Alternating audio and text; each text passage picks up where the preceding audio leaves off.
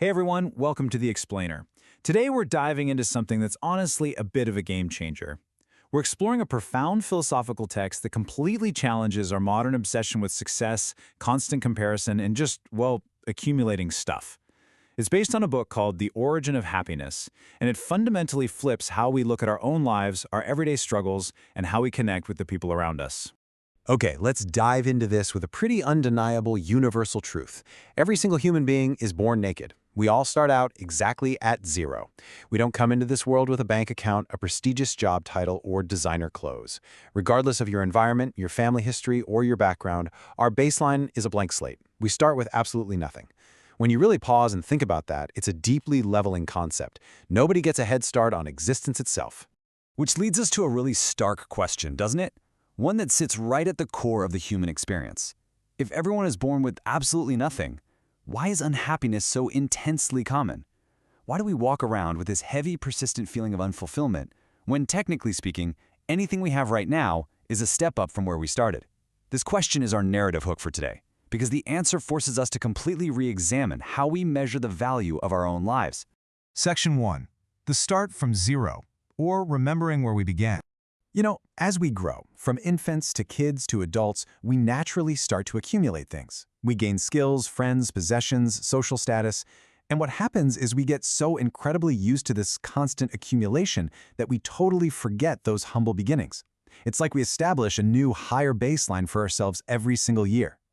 The source text uses this beautiful metaphor of a golden egg bathed in sunlight to represent the raw, bright potential of a polished mind. Because think about it, since we start at absolute zero, any progress we make in life, any tiny step forward, is technically a massive gain. If we just kept this zero start in mind, we naturally feel immense gratitude every single day. We've gained so much since day one. But as we all know, human nature kind of gets in the way of that. Section 2. The Trap of Comparison.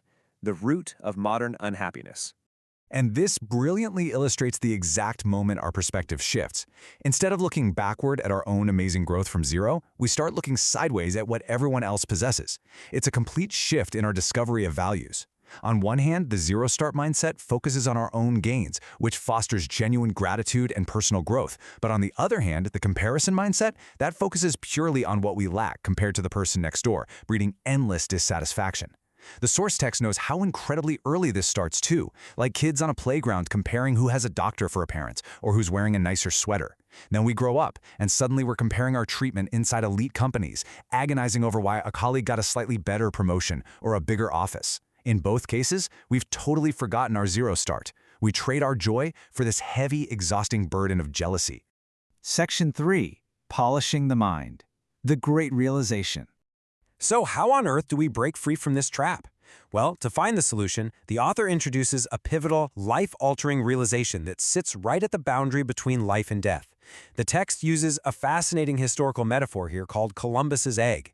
A Columbus's egg is basically a profoundly simple truth or discovery that seems completely obvious, but only after someone wise points it out to you. The author argues that wise people, or saints throughout history, have realized a fundamental truth about human existence that the rest of us entirely miss while we're busy comparing ourselves to our neighbors.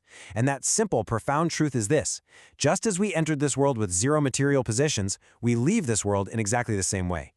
Let's just let this quote sink in for a moment. We cannot take status, honor, wealth, or material goods to the next world. We can only take our mind. Wow. If the mind, or the heart, as it's often called when we talk about the training of the heart, is literally the only thing we retain when our life ends, then obsessing over material comparison is fundamentally pointless. Therefore, our true life purpose, according to the text, is what they call polishing the mind through spiritual training. It's about creating enduring value within ourselves rather than hoarding temporary value around ourselves. Section 4. The Two Types of Love. Taking versus giving. So how exactly do we go about polishing our minds and training our hearts? Well, the text suggests it directly connects to how we treat other people. The source material starkly splits human love into two total opposite categories. First, we have taking love. This is highly conditional. It breeds attachment and a desire to control. The author compares it to trapping a beautiful bird in a cage using sticky glue, just to keep it all for yourself. And surprisingly, the text metaphorically says that taking love gives birth to two terrible children, a daughter named jealousy and a son named self-satisfaction. Then on the flip side, we have giving love. This is unconditional, free, and completely selfless. It doesn't bind people, it empowers them and lets them fly. It radiates endlessly without resting, exactly like the sun giving out heat and light to the solar system without ever asking for a single thing in return.